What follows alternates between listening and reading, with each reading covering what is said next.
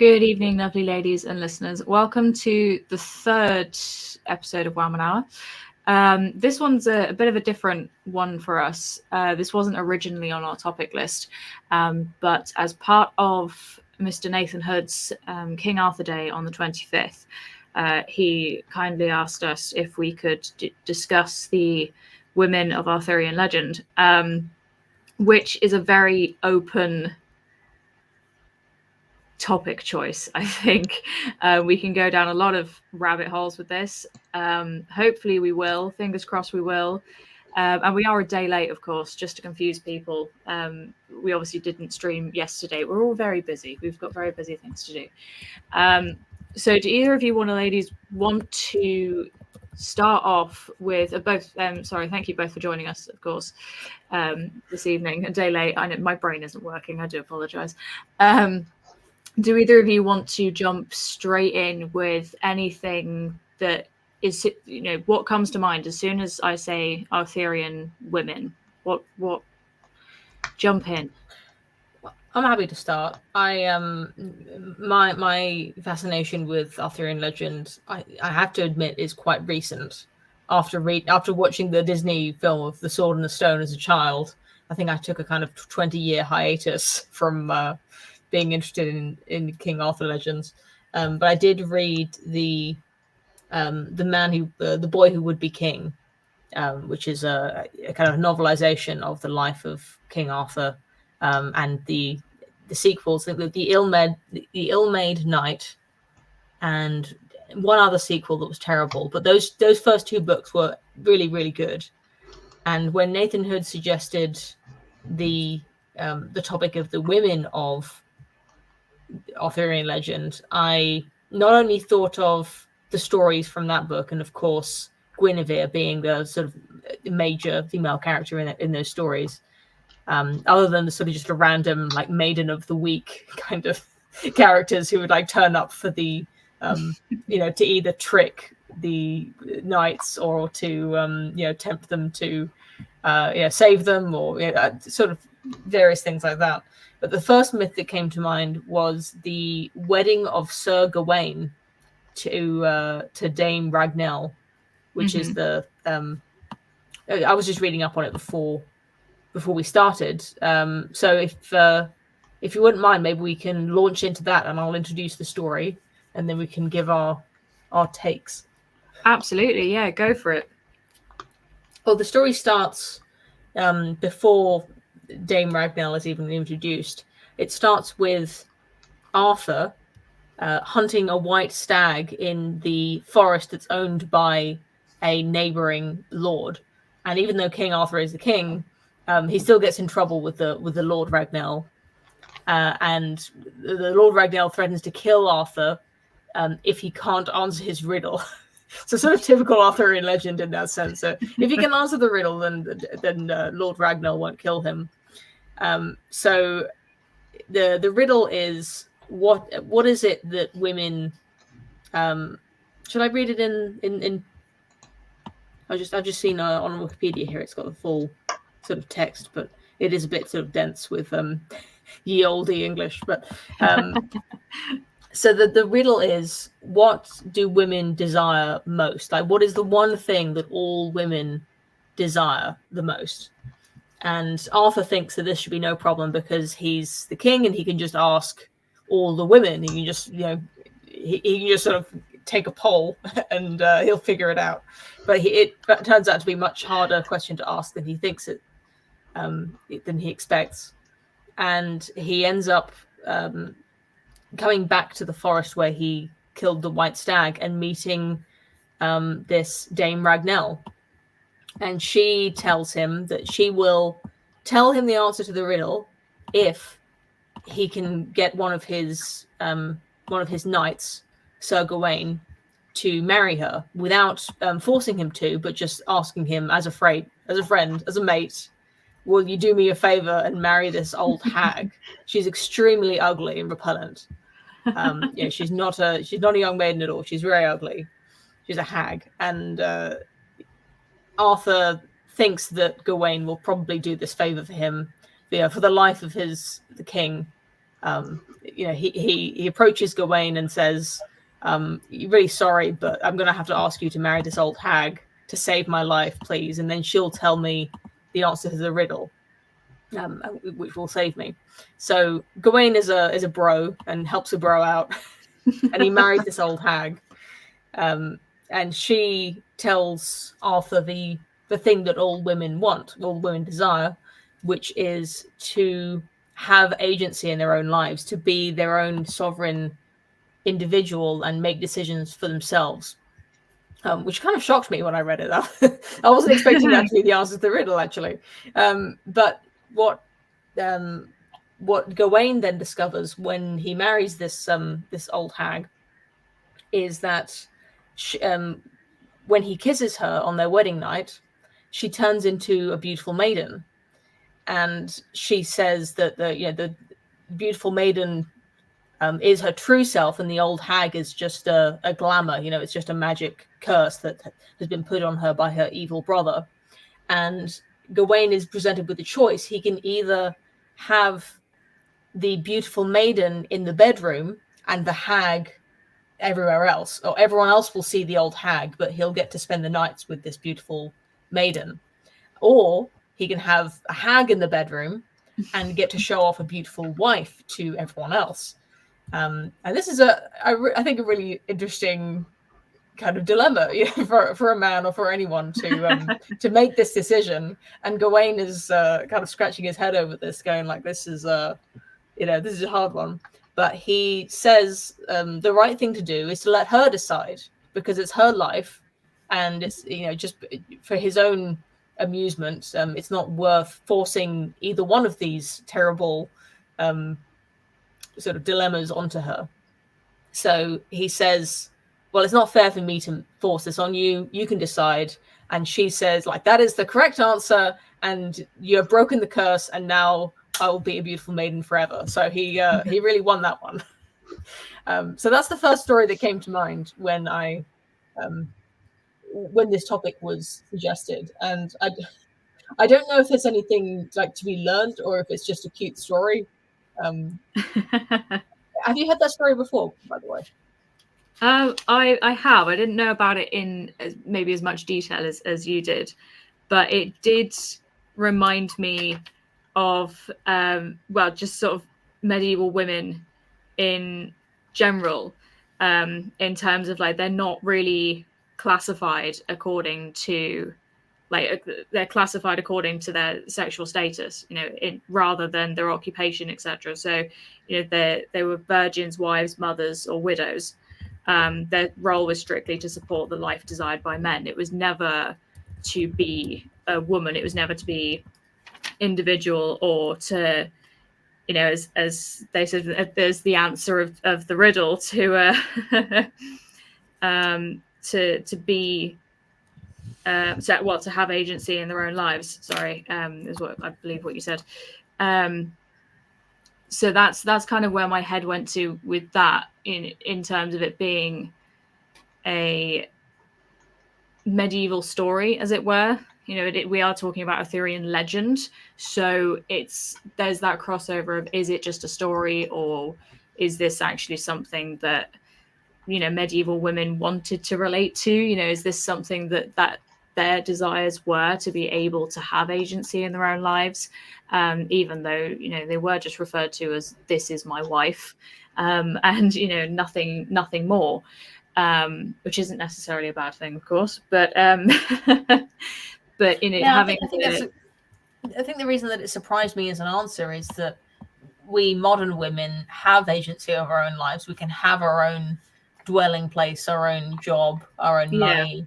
And it seems to me that the women who have the most control over their lives, the most agency and sovereignty, don't have to answer to any man or any family members, are not the ones who are the happiest. Like, whether what you desire is not always the same as what makes you happy, but I think you're right that probably for women whose life was kind of defined by their obligations to other people, probably agency and sovereignty is something that they would have really desired, and probably still do to some extent. No, it is true. But I definitely agree with you. You know, modern women do have agency over their own lives.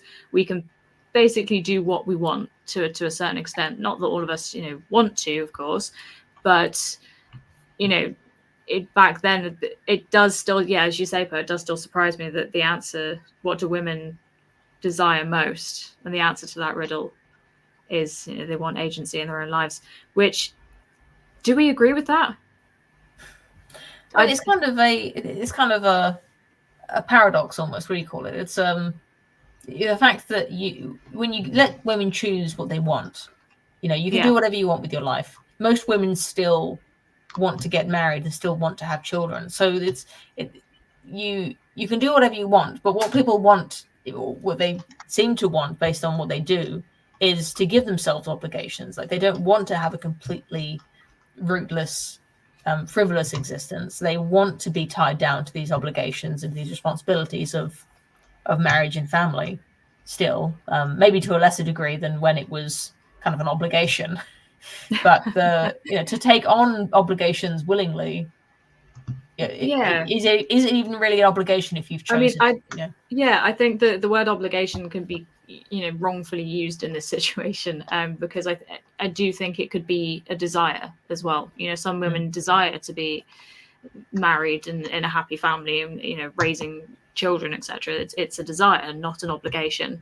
So having that difference, well, I say difference, you know, there's nothing to say that medieval women didn't desire to do that as well. But obviously they didn't get to choose necessarily which man they married to the same extent that one woman do, and when to get married was very much a probably more of an obligation. Like, not that every single woman got married, but it was more. It was, I suppose, sort of hurried along a bit more compared to women these days, where if you don't want to marry a guy, you can pretty much say no right up to the last second. You can be at the altar and you say, no, I don't feel like it. And there's that common link of, you know, women wanting agency in their own lives. You know, as we've just said, women, they have aspirations and desires. If they want to become a wife and a mother, etc., fine. But as we know, there are women who do want to desire to, and have that desire to want to be corporate leader and, you know, the boss of, you know, management or whatever, and they want to climb up that ladder instead. So there's nothing to say that there were, you know, those women in Arthurian legend had those same desires. You know, that they're surrounded by men who are lords and kings and, you know, of completely higher standing than they are, and they're just there to be something on a man's arm at the end of the day. You know, they are there for the men. They're never there for themselves. So for them to say, you know, the answer to that riddle is what do women desire most? To have agency in their own lives. It's not necessarily to, you know, make the choices for themselves. It's to be themselves instead of being a part of a man's life. You know, is it down to, does she just want to have her own life? You know, not be something on a man's arm. No, it's gonna just, yes, like, surely with agency over your own life, even if you did want the traditional marriage and everything, you still want to choose who you marry and how you raise your kids. Yeah, absolutely. I've got a comment in the chat from Grindstone8 that says, does this apply in modern days when I ask my girlfriend to decide where she wants to eat when we go out? I think it's a silly example, but it is kind of true that I think what a lot of women find is that to be constantly asked to make decisions, you know, where are we going to eat? Why will men not learn? We cannot make decisions. We're terrible. Do not ask a woman where she wants to eat. What you need to do is get her to guess where you're going to eat, and then whatever she guesses, you take her there. Okay, right. That is the key. It's still, I mean, it still does count. The moral of that story does still sort of count, as you say, but, you know, they do. Men always do. They always ask, you know, whether they want. It's not even necessarily permission. It's just, you know, making decisions for them. You know, it's, can we do this? Can we do that? Like, why are men always asking women where they want to eat? Like, what I want to know is, like, do these men not have an opinion themselves? Can they not make a suggestion? Yeah, turn it back on them. Like, well, where do you want to eat? You know. But Yeah, I think there's this quality in relationships that I've like heard about. I don't know if it really exists, but people say they want a spontaneous spouse, or women say they want a spontaneous husband, which I think means they want to be in this slightly lower agency kind of part of the relationship where they want a man who's going to go like, we're eating Chinese food tonight at this place, and put on that blue dress that I love you in, because I think some of that comes down to as well. I'm sure you ladies will agree. If you've been at work and you come home and the other half or your friend or whoever is making dinner goes, we're having this for dinner. Here's a glass of wine. That's it. Tell me about your day. And we've, me and Alex have done it quite a few times in this house. We've both had a rough day. Whoever gets home first cooks first, because that's just the fair way we found of doing it, because we tend to finish work sort of at the same time. So it's whoever gets home first makes dinner. And there'll be no sort of, oh, what do you want to eat? Or none of this to and fro. If it's a case of we're both tired, right, I've made this, here's a plate of food. And, you just get on with it. But actually, it sounds quite abrupt, but on the receiving end, it is actually quite nice, because it's like, I don't have to do anything.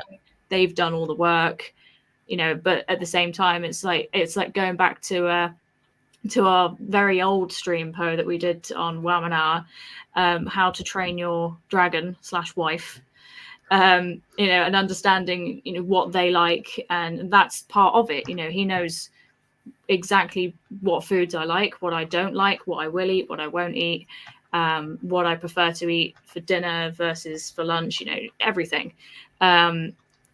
And he's down to a point of, I'll come through the door, he'll hand me a plate of food and then go, right, there's that, sit down, eat, tell me about your day, and that's it. Which I don't mind that at all. And it's not even like, oh, they're being controlling. No, I actually prefer that, especially if you've had a long day. You don't want to do anything. Sometimes you want that assertiveness. But there is a fine line between, assertiveness in, let's say, a modern relationship versus if somebody did that in, medieval times, it would come across completely different. I feel it would come across like, oh, well, I will just have to do as I'm told because I'm a woman, and therefore, you're a man. I will do as I'm told. But at the same time, it probably won't be the man doing that sort of, making the food, etc. It will be the woman all the time, because she's at home all the time. That's her job. Would you like to hear a variation on the, because it's a legend and not a hard canon, there is another variant of the story of Lady Ragnell, Dame Ragnell, if you'd like to hear it. Yeah, absolutely. I think this is before we jump into that one, Poe, this is the fun thing about it being legends and Arthurian legends, is that there are so many different versions of, various, I'm sure you can both agree, looking at the various women in Arthurian legend, you don't even know where to start or where to end or which one to go to. It's kind of just like, oh, well, I like that one, so I'm going to go with that one. And that's the fun of it, because there are so many different variations. So over to you, Poe. I can't find the source for it now, but I think it was on Wikipedia, but the dilemma that he was faced with, instead of having a hag wife or a beautiful wife, he was asked if he'd rather have an ugly wife who was faithful or a beautiful wife who was unfaithful. Yes, that's the version I've heard. Yeah, so that's a version of the story that almost rings more true to something very modern, like very recent in relationships, where we are almost seeing this dilemma that men have to face of, especially since polyamory becoming more popular these days, or more talked about at least, where men are presented with the choice of having the share of a very beautiful woman instead of having one perhaps less attractive woman who is faithful to him. You know, there's a kind of, we talked about this in our stream about mids, I think, where there's this understood trade-off between how beautiful a woman is and how much you will have to do to keep her happy and to keep her faithful to you. I don't know if that's real or not, but I think that if it turns up in this legend, then I think maybe the writers of these myths had a bit of wisdom that they were trying to pass down, that there is some kind of trade-off here. They knew about the mids. They knew about mids being more faithful. Yeah.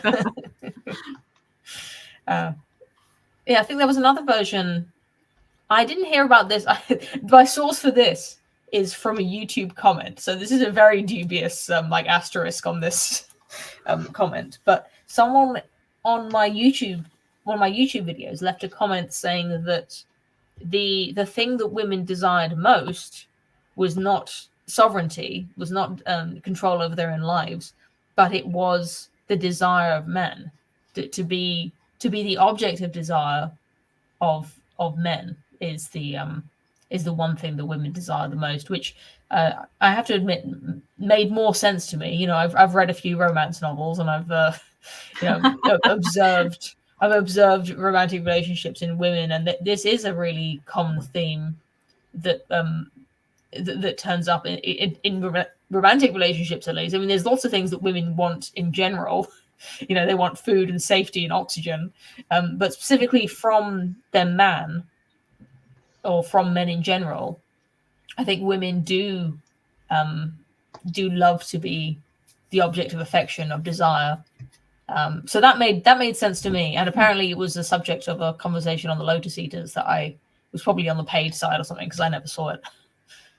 But does that imply women want to be desired by men more than they want agency over their own life?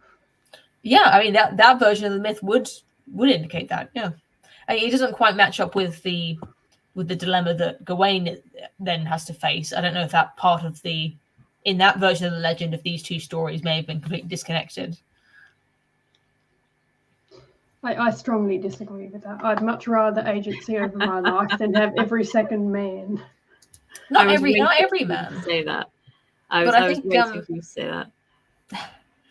Yeah, I think that's what women want from their husband, right? Like, I think that's a constant grievance that comes up in marriages. Is like, you put in all of this effort to court someone, and then 10 years into the marriage, where's that effort? It's like you have to nag them just to get them to make you a cup of tea now. Where's this? They're not putting in.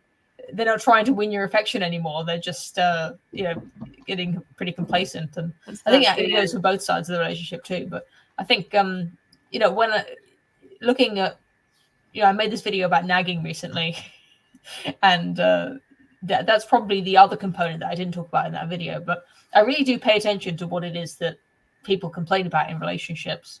I guess because I'm always like looking out for like warning signs, like what are things to avoid? How do you have a good relationship? And the things that people complain about a lot from the woman's side, it often does come down to not being desired enough, and from the man's side too. But it's usually like not being desired sexually or physically the way he once was. Yeah, I mean, I think there's two sides to this. Taking points from both of your opinions on that, I both agree and disagree with both of you.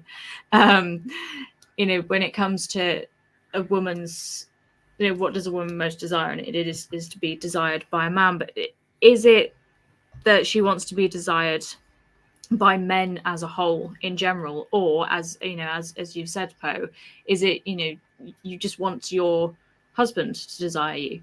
If you've married a man, you always want your husband to desire you. So deep down, surely that's like, oh well, as long as he desires me, then we're okay. I have to have this man desire me all the time. But you also have agency over your own life within that marriage. Because if a man desired you and was also abusive, surely his desire for you wouldn't make up for the fact he was, I don't know, making you cut your family off or not allowing you to control your own money or something. That's a good point, to be fair. Yeah, true. I mean, yeah, that's. But then, if you believed that you loved him, because there's, there have been so many cases, as we know, without going into too much detail, so we don't get cancelled, of women, they're in love, in inverted commas, with a man, so she still wants him to desire her, whether that's for reasons for her own gain, or whether it's for something, for a darker meaning. Deep down, surely she would still have that feeling of desirement. We've got a message from Nathan Hood, which I think it really links into what I was about to say, which is that he says, in some interpretations, Arthur's lack of desire for Guinevere draws her towards the passion she feels with Lancelot and his desire for her. And we haven't talked about Guinevere yet, but I think one of the most notable stories about her involves her having an affair with Lancelot while being married to Arthur. And I don't know, in the novels that this is sort of played up as like Arthur's kind of like the righteous, good fellow who's kind of really like morally upstanding, and he's the king of England, but he's ultimately like a bit of a he's a bit too much of a Boy Scout to kind of continue to keep Guinevere's affections. And I think this is something that draws. That is a kind of temptation that draws people into infidelity, where there's this kind of forbidden quality of the affair, like in this case Lancelot, who has every reason to not be in love with her. He being friends with King Arthur and her being married to him. The barrier to their love is what makes his love seems so much more kind of potent and like forbidden fruit, right? It's like the fact that he loves her despite all of these things makes his love seem so much more intense than Arthur's love. So even if comparing these two guys, they're both excellent knights, they're both extremely high status, but one of them is married to her and almost like obligated to be in love with her, and one of them is like this forbidden guy who's not allowed to be in love with her. You know what I mean? Is Lancelot like really, really attractive or something? A really attracting what? Oh, I was just asking, like, is Lancelot supposed to be exceedingly attractive? Because when I was reading about the Lady of Shalott, he's in there. He's like... Well, he's supposed to be the greatest knight, I think. So a lot of the legends, I believe, describe him as being like unbeaten in battle, like in jousting. I would almost describe him as out of the, let's say, the Knights of the Round Table, out of all of them, I would almost describe Lancelot as being Arthur's right-hand man, without even realizing it. Some people would say it would be Gawain, but I would actually instantly say Lancelot was Arthur's right-hand man, because of the fact. Well, I say fact, it's myth and legend, but then it could be fact. That they always describe him as you say, Poe, of him being the best knight there, even though we're talking about King Arthur. You should say the king is the best knight, the king is the strongest man, but it always refers back to Lancelot. We're slightly going off topic because we're falling into the men now, so we'll jump back to should we touch briefly on Guenevere, and then we will jump over to Lady of Shalott. How does that sound? So because we touched on Guenevere very briefly a moment ago, in terms of being desired and not being desired, etc. Looking up, as soon as you hear the name Guenevere, in my head, the first thing I think of is wife of King Arthur, has an affair with Lancelot. We don't see her in immediate light as a good person. We don't immediately see her as that. However, throughout history, throughout poetry, literature, artwork, she has been portrayed in so many different lights. So there was actually a link that again Nathan sent to us. Thank you, by the way, Nathan, for sending us so many links to help us on this stream. It's very, very useful. It was a write-up on Guenevere by Nicole Eveling. I don't know if I'm saying that correctly, called Changing Minds, Changing Role, Guenevere Throughout Literary History. I will put it on my Twitter page later. It's a good read. It is a good read, but there is so much involved. But there's a couple of things, you know, that she does touch on in terms of, you know, how Guenevere is being portrayed. You know, she's one of the things she says, you know, Guenevere served as both a warning and an aspiration for women over the past 2,000 years. You know, women aspire to be her because we see her as being very powerful, as this all-inspiring figure. But at the same time, she is meant to be a warning. You know, she had an affair with somebody. You know, as we've just said, she had this desire for someone else. But again, throughout the different myths and legends, things vary, stories vary greatly. But you know, can we blame Guenevere? This is gonna touch a few nerves, I think. Can we blame Guenevere for running to Lancelot when in everything that we've read in terms of how Lancelot is portrayed says to us that Lancelot is the strongest knight, the best looking knight. He is the best warrior of all the knights, above the king. You know, they never say above the king, but they never say that, you know, King Arthur is above Lancelot. They always comment saying that Lancelot is the strongest, the best. And again, you know, the way Guenevere and Arthur are portrayed, we know that Guenevere isn't always desired by Arthur. So I got into a bit of a kerfuffle about this on Twitter a few years ago. It was mostly over a misunderstanding where my point is that I was trying to make the point that if Guinevere was single and she had the privilege of choosing between Arthur and Lancelot, I think a lot of women would agree that Lancelot's a better choice. You know, he's got a bit of a kind of a tough edge, but he's also like a knight with a true heart, and he's very powerful. But once you're married to Arthur, once you're married to anyone, whether it's the king or a swineherd, or or a chamber pot boy or whatever, whoever you're married to, like that's it. You have to be faithful to your husband. And I think the thing about Guinevere that is really interesting is that it really doesn't matter how virtuous, how morally upstanding, how beautiful. It doesn't matter what you do. If you are not faithful to your husband, you're pretty worthless as a woman.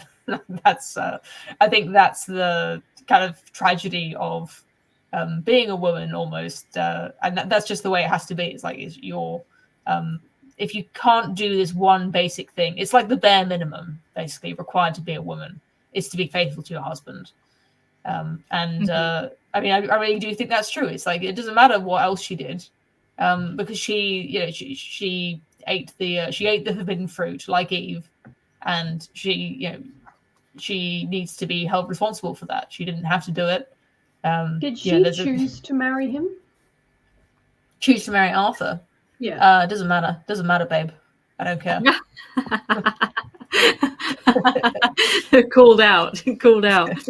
No, I don't. I mean, I'm guessing it differs with interpretations, but as we discussed earlier, for a medieval princess, probably there wasn't much choice involved with their marriages. No, but I do think that is an interesting comment though, Call of Shield Maiden, because I do think if it wasn't her choice to marry Arthur, let's say she was forced to marry him, that would completely change the idea and meaning of her so-called affair with Lancelot.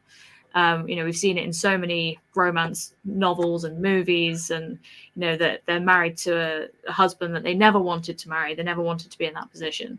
But we are also led to believe that Arthur and Guinevere were supposed to be in love. They were supposed to be the perfect match, as it were.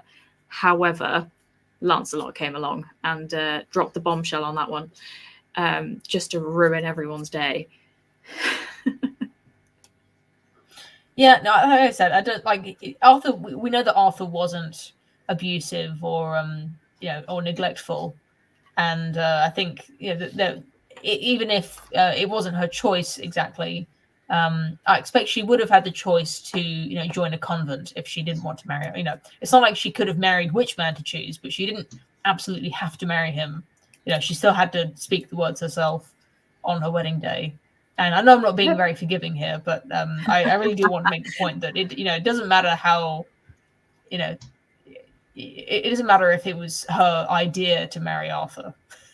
I think it's if you said your vows on your wedding day, that's a sacred vow that's been taken before your God, and to break that vow is to perform a grave sin against God. But it reminds me of that, like, I don't know if it's incel or MGTOW theory, monkey branching, where women are always trying to do better. So she's happy with King Arthur until Lancelot comes by. Yeah, definitely. But on the flip side of that, she did marry a king. So she's already how much better can you get? We are told that Arthur is supposed to be handsome and strong, and so she's married a king, and yet she still turns her eye to Lancelot. However, again, Poe, I do agree with you. There is no rhyme or reason as to why you should not be faithful. But I will mention that Arthur being a king in medieval times, if his eye wandered elsewhere, which let's be realistic, it probably did, Guenevere is not going to feel desired by Arthur. So her natural instinct, so again, inverted commas, and wanting that need to be desired, this is the way I'm seeing it, is that she didn't feel like she could go to Arthur because he's away busy, he's doing kingly things, he's off being the king. So who comes along but Lancelot, one of Arthur's knights, who she knows is faithful to Arthur. But is he? We're not just talking about Guenevere being faithful, to Guenevere being faithful to Arthur, but actually one of his knights became unfaithful to him because of his wife. Yeah, and I think it's understandable. Yeah, I think the affair is understandable from from anyone who understands love. You can understand why there was a temptation, but it doesn't justify it. But I think that's that sort of human element that makes us know why Lancelot and why Guinevere would do it is what makes it a good story. Is that we do kind of sympathize with everyone in the situation. Yeah, absolutely. I think, and even in the different versions throughout history, you are always going to sympathize with the situation as a whole because it's been changed so much. But even so, we still see it as as I said at the beginning, Guinevere was seen as both a warning, but as somebody to be desired, as somebody to look up to. And that's the crossroad we're at. We know she did wrong, but we're always sat here going, yes, but, we're always questioning why she did it and trying to justify why she did it. Even though we know it's wrong, we're still sat here trying to justify it because that's the way she's been portrayed throughout history. Checking on the time, should we jump over to Call of Shield Maiden? You went down a bit of a rabbit hole, didn't you, regarding Lady of Shalott, I believe. So do you want to kick us off with that and we'll see where it leads? Yeah, because I obviously have heard of the Lady of Shalott as a poem, but I was unaware that it was related to the King Arthur legend at all. Okay. So I was surprised to find out, that it's part of that. But I read. I'm not good at reading the poetry, the old-fashioned words. So I have a summary of what the poem means. So what happens is she's chilling in her tower under some kind of spell that if she looks towards Camelot, she's going to die. the poem doesn't explain how she got the spell, if I remember correctly. And she's spinning some kind of, it's called a web, I believe. She's spinning a web, and she has a mirror behind it, which is actually, when people do tapestries, that's what they do, so they can see what you, the viewer, will see at the end, because you have to work behind your project. But in that mirror, she sees out the window. She can only see shadows and reflections because she can't actually look. So she just spends her time doing this. And the only people who really know she exists are farm workers, basically, who hear her singing at night. But one day she's just weaving away, which is she doesn't seem to be doing anything but weaving. It's Lancelot trotting by in his shining bronze armor and all the gems all over his horse's bridle. And so she sees his reflection, but she doesn't react. But then he starts to sing some tune, and she leaps away from her loom to look out the window at him. And immediately she does that, her mirror cracks, and the web dissipates or flies away or something like that. I do not know why she wouldn't have called out to him then if she was so enthralled by him. But basically later on she goes to her boat. She writes her name, I don't know, on a bit of cardboard, hangs it on the boat, gets in, and sails off towards Camelot. But I don't know why she dies, but she does. And as her fresh corpse is floating into the city, all of the people are like, wow, they're amazed. And Lancelot himself comes down to the river and he looks at her and he's like, oh, so beautiful. Yeah, that's the summary of what happens in the poem. That was the best summary I've ever heard. I think the poem's very nice. We probably could have done with a few verses of it. Well, I'm afraid I can't read things out comfortably when it's Can't do the old English. Language. Yeah. Let's see if I can find it. I do have it up on my looking. computer actually. Let's see if I can. 1352, Tennyson. 1352. So we're all just sat here scrolling through everything now. I will open it. I will read it. Desperately find it. I'll read the first. You're my God. It's the tiniest JPEG of the poem I've ever seen. Why do people do this? You're very good at reading Old English, so we'll let you. On either side the river lie long fields of barley and of rye. The cloths that weld on meet the sky, and through the field and road by too many. It's too small. I just can't read it. We'll link it for people to read later. Yeah, I'm sure they've heard it. It's quite easy to read when you're not saying it out loud. So it's quite nice when you read it in your head. It's a very once again that name comes up. That name we've just had a debate about. Sir Lancelot has appeared. This man is a menace, I tell you. He's just running around destroying women's lives with his male pheromones. It's a weird it's a melancholy beauty, the Lady of Shalott, I think, because you think, this is this beautiful woman. We don't know why she is cursed. If anybody does know, please comment, because I haven't gone quite into that deep lore of why she is cursed. There's always a woman with a curse in these stories. That's the thing. Is that there's the country's just infested with them. Like every town you go past, one of the knights will find some woman who's cursed with something. Yeah, absolutely. We don't know what exactly it is she's cursed by, just that she cannot look towards Camelot, which leads us open to so many questions, which kind of annoys me about Lady of Shalott. Why is she in the tower? Why is she cursed? Why Camelot specifically can she not look towards? And I don't know about you, but I instantly go to, again, King Arthur. I think my head is, what has he done? What did this man do? But at the same time, in the poem, it says that the only people who know that she is there are the farm workers, because they hear her singing. But then all of a sudden, Sir Lancelot appears, as he does, in all his glory, riding up along, And of course, she can't help but look at him. The bit that doesn't really make sense is that if she looked down at him and yet he didn't notice her, you know, what was he doing there in the first place? If no one else knew she was there, she wasn't singing at the point of Lancelot's arrival. And then she just hops on into a boat and dies, basically.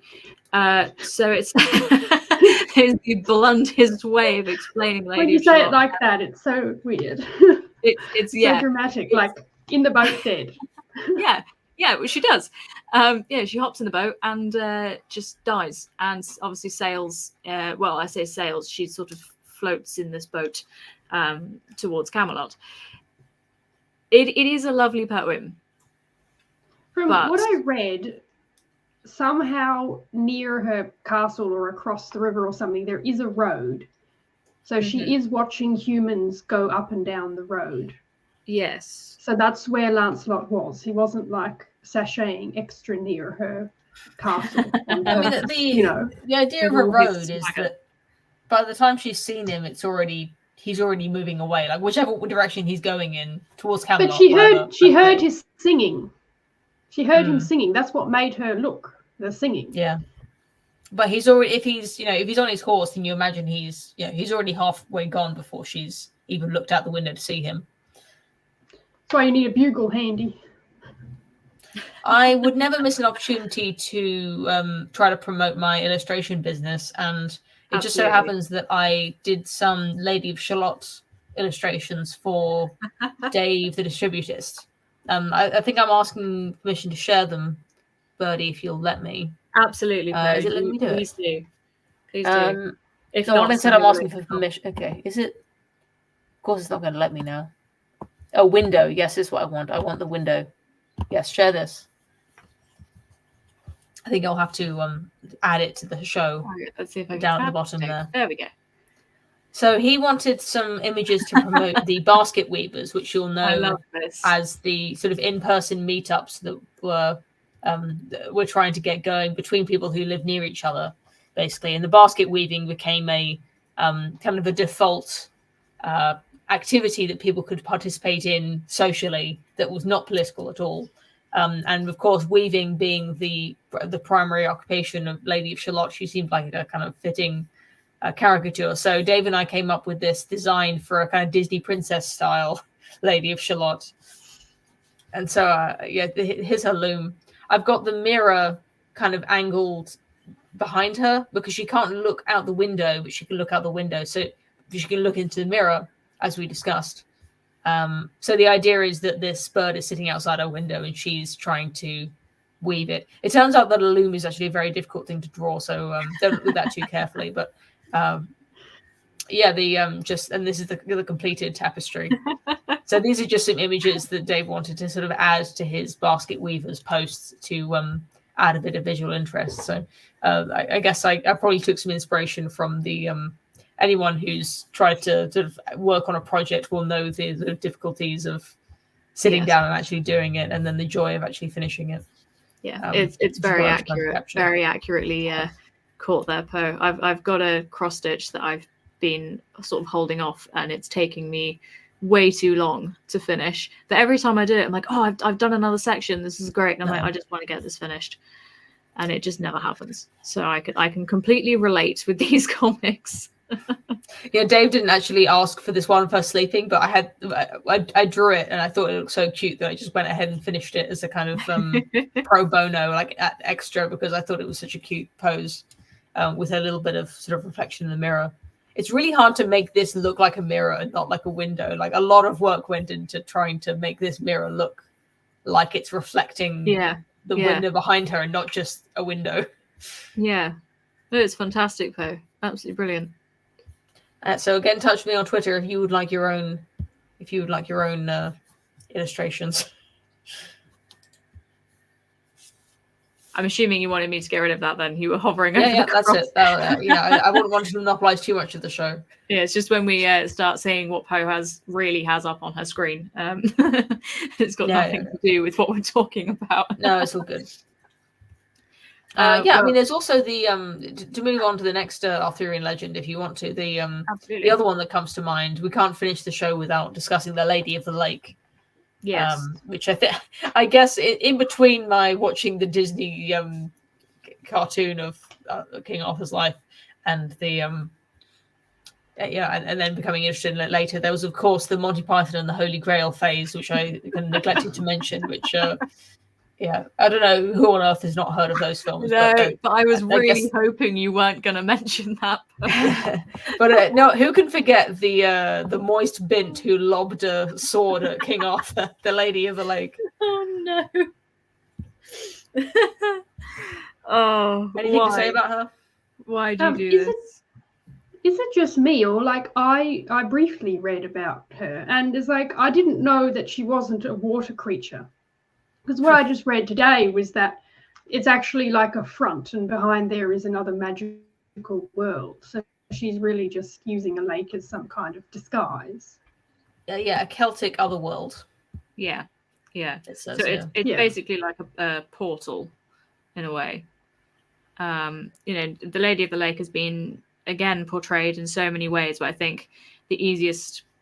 And the first image that comes to mind is not the Monty Python moist bint. It is it is the more sort of beautiful idea of this woman reaching out of the lake, and of course you've then got the story of Excalibur as well behind that. So yeah, the Lady of the Lake is a bit of a strange crossover, I think. Is she ever depicted as like a person? Because I only think of her as just a hand and an arm. Yeah, I imagined that too. I don't know if that's something that an illustration that I saw at some point in my life, or if it's just kind of like that it was the lake and she's in the lake and she just absolutely. You never really see her face. It's always kind of an arm and maybe a shoulder and maybe a bit of sort of like golden hair, and that's sort of it. You never see anywhere past. You don't even see her face. As far as I'm concerned, you don't see her face. No, it's gone from my head. I was just looking at the quote from the Monty Python's Holy Grail. It says, "No, strange women lying in ponds distributing swords is no basis for a system of government." Oh yeah, what I was going to say is that to get a little bit archetypal about this, if we're doing this stream on the basis that there is something to learn about gender politics from Arthurian legend, I do find it interesting that in many myths and legends, it is the princess, the goddess, or the mysterious witchy woman who distributes the kind of rewards or the power. That the women have. There's this kind of mystique to women that often accompanies these kinds of myths of it's really the women are the kingmakers, where there's a kind of discerning nature to women, like this I'd say the archetype of discernment attaches most readily to women, where sort of selecting the greatest man, like the next king of England, will be chosen by a very a mythically magical discerning woman who only bestows the sword to one man. Yeah, absolutely. And I think throughout the whole of Arthurian legend, regardless of what depictions you look at, whether it be art, poetry, etc., behind it there is always a woman of some sort of powerful meaning or understanding. She's never really, when I say she, I mean any of the women depicted, she's never really sort of just stood in the background. She's always been someone of great desire, or someone who is a key to a portal to another world, someone who quite literally dies for love. She's always been someone of great importance, which, when you say women are the kingmakers, Arthurian legend, I wouldn't say it revolves around the women of the time, but they are definitely there. There is no missing them. If as soon as somebody says Arthurian legend, the first things that you think of are obviously King Arthur, Merlin, the Knights of the Round Table, Guenevere, Lady of now Lady of Shalott, that you instantly think of those women. There's kind of a group, and that you've got the group of the Knights of the Round Table, King Arthur, and then the women involved with them. There's never been any distinction to say otherwise. They're involved in everything. They're always, even if they're just mentioned in a couple of lines in a poem, they're still there. Even if they were just regarded as a wife or a widow, they still have that being. They've still got the agency. They've got the agency now that perhaps they would never think that they would have ever have had, because they're being portrayed in such a way. To us, we're like, well, they've made it. They've made it this far, 2,000 years later, if not more.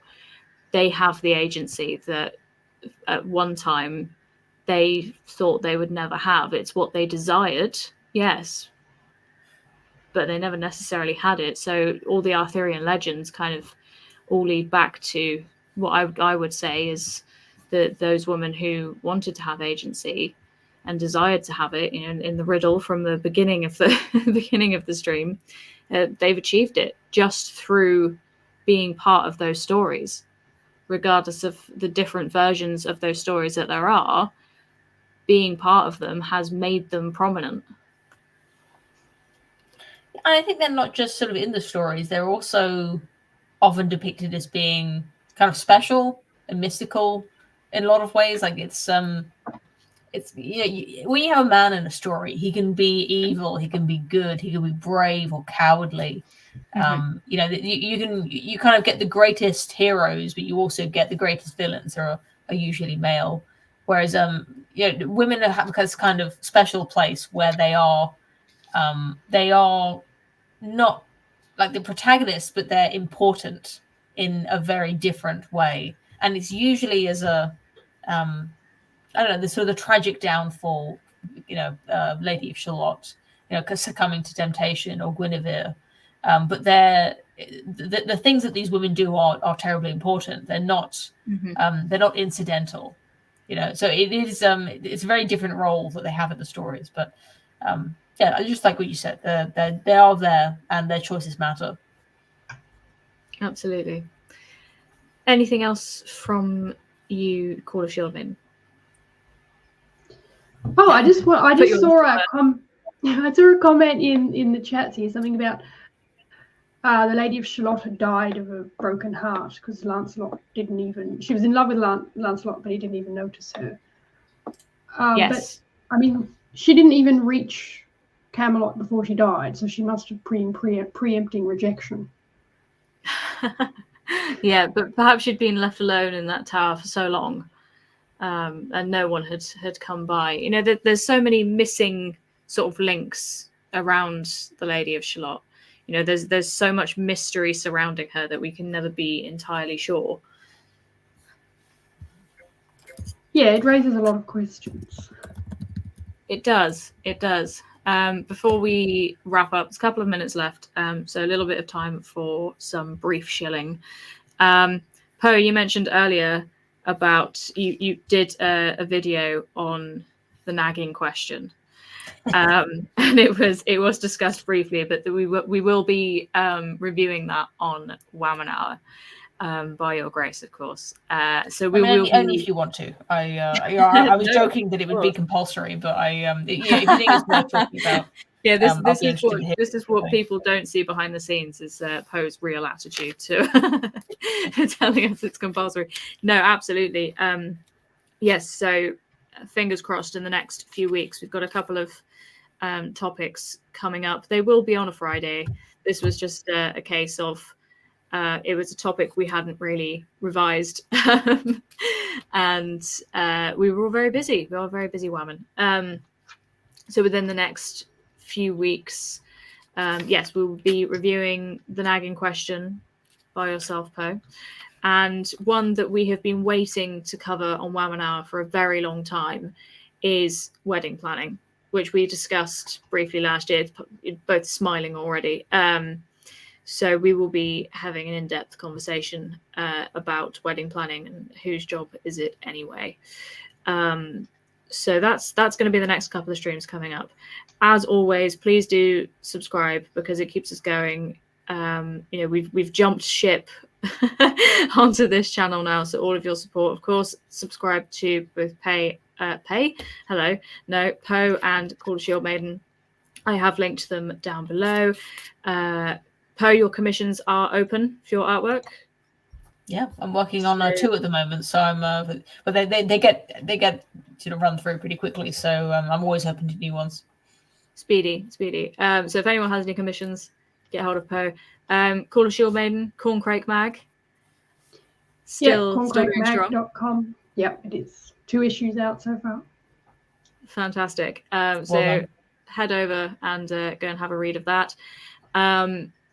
And of course, if anyone does have any new suggestions or any topics that they do want us to discuss, please pop us a message, comment, get hold of us on Twitter, etc.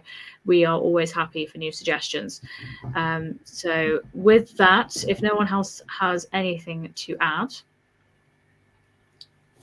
all happy. Thank you both very much for joining me this evening. Thank you, Nathan, for suggesting that we help you out with your King Arthur Day, and good luck with your King Arthur Day. It sounds great. The amount of people taking part, it's going to be fantastic. So thank you all very much. Oh, I'm being yelled at by my other half. Steam Fair. Sorry, Alex, I completely forgot to mention the Steam Fair. Last chill very quickly. Yes, we have our annual Steam Fair coming up again in Tavistock in Devon, not London, Devon. This is I want to say the 32nd year it's been running now. I'm going to say 32nd. I believe it's maybe 33rd. I can't remember. On the 2nd of June. So it will be happening on the 2nd of June. It will cost you a whole £3 out of your pocket money to get in. That's not much at all. Please come down and support us. There will be live music, stalls. Of course, there will be steam engines. Plenty of other things going on. Come down and say hello.